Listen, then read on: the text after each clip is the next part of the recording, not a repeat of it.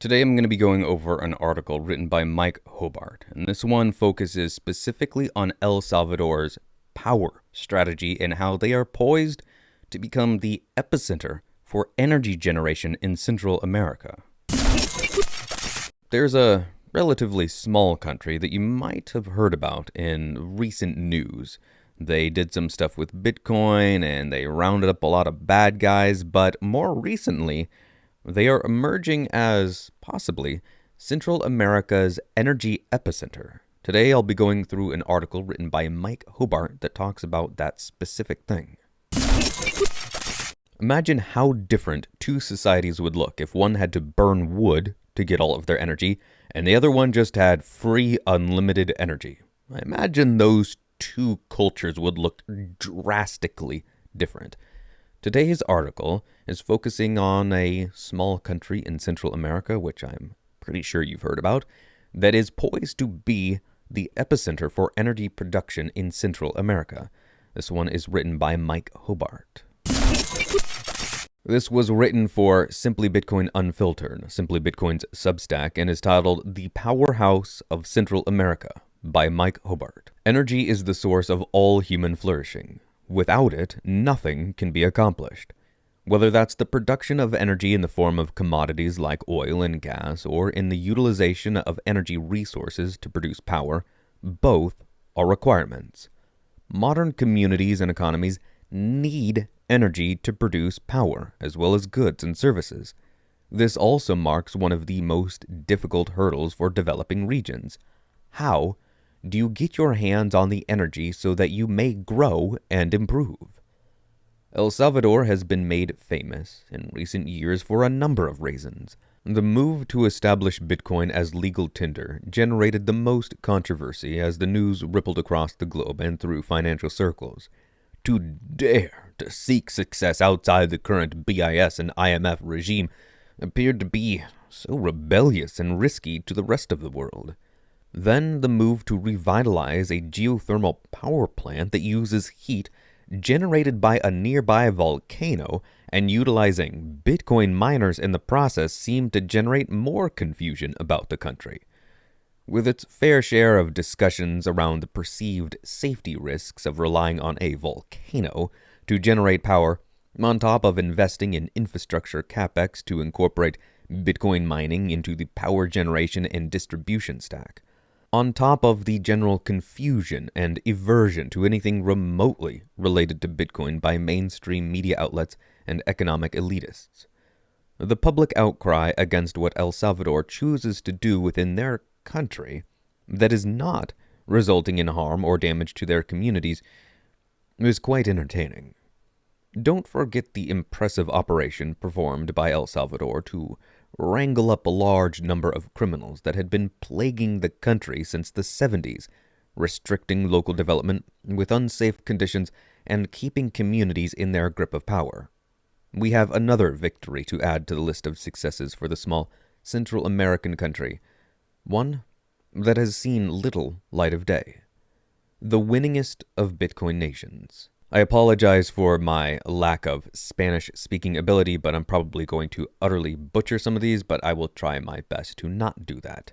Energía del Pacífico completed a 380-megawatt natural gas-fueled power plant in May of 2022, utilizing liquid natural gas stored in a permanently anchored offshore floating storage regasification unit, FSRU, off the port of Acajutla. El Salvador is now providing consistent and reliable power to their citizens. This local energy supply and power production project has reduced power costs by 70%, as El Salvador was reliant upon imports for their electricity, amounting to 25% of their demand. What's more, this power plant also boasts transmission to the Central American Electrical Interconnection System, CPAC, that allows for proper distribution to 6 other Central American nations. The Bitcoin energy relationship is complicated. A lot of things in Bitcoin is complicated, which is why it is so important that we have people like the Bitcoin Way in the space to help answer your questions. Having a Jedi Master when you're just setting out on your Padawan journey is really important, because you need somebody that you can go, hey, what does this mean? How does that work? Why this? Who that?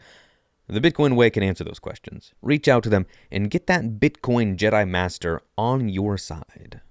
The Modern Infrastructure Playbook.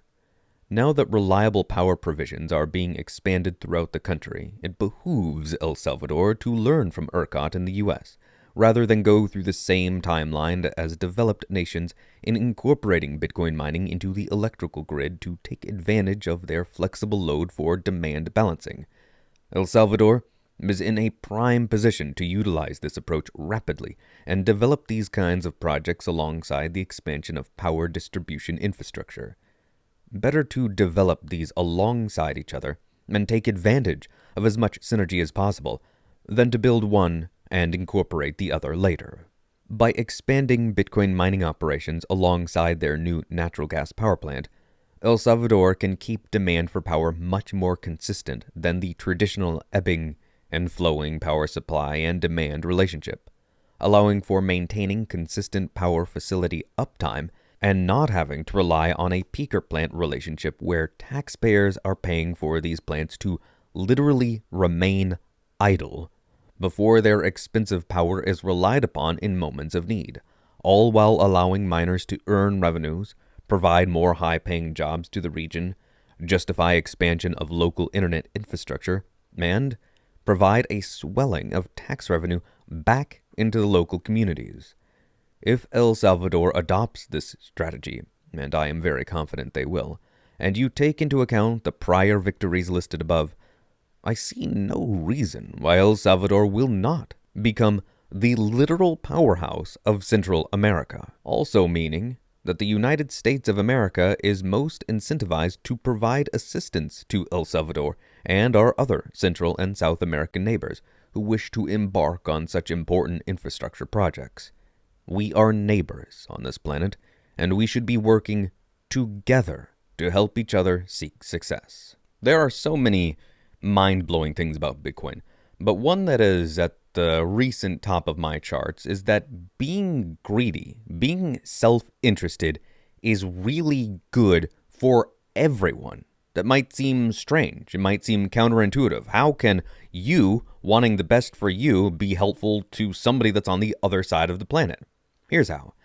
If I'm interested in Bitcoin, and you're interested in Bitcoin, and Bob's interested in Bitcoin, and we're all doing this for ourselves, I'm not trading fiat for Bitcoin because I care so much about Bob over there. I don't even know Bob. I've never even met Bob. It was just a name that I use because I need a random name to describe some other person. So I don't know Bob.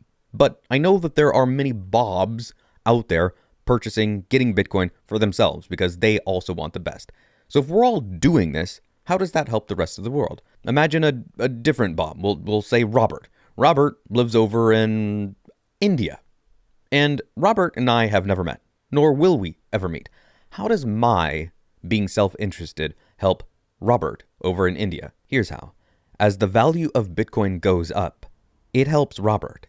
It helps Bob, and it helps Del the Hodl Sapien. It helps all of us. As we switch from one system to a new system, everybody benefits. So now, the next time somebody tells you that the best thing that you can do with your money is to give it all away to the people in need, you can say, no, no, no, no, no, no, no, no, no, no, no. Well, the best thing that I can do for the people in need, which I am one of to some small degree, is be self-interested. If you're paying attention and you fly on planes occasionally, this lesson is shown to you every single time you take a flight. They tell you to do what with the oxygen mask? Is it to put it on grandma? Is it to find the sick? Is it to find the children, put it on them first? Is it to care for the people in need first? No. The first thing that you do with the oxygen mask, ladies and gentlemen, is you put it on yourself. Because you can't really help anyone unless you are in a position to help those people. And what does Bitcoin do? It helps everyone. And last time I checked, you're part of everyone. So you helping you helps me. So help you help me. Yeah. Now give this video here a watch where I talk about buying Bitcoin right now. Just today. Yeah, doesn't even matter if you're watching this a year from when I recorded this. Right now, buying Bitcoin is like buying a piece of the internet back in 1990. That's how important it is. And it might even be more important than that.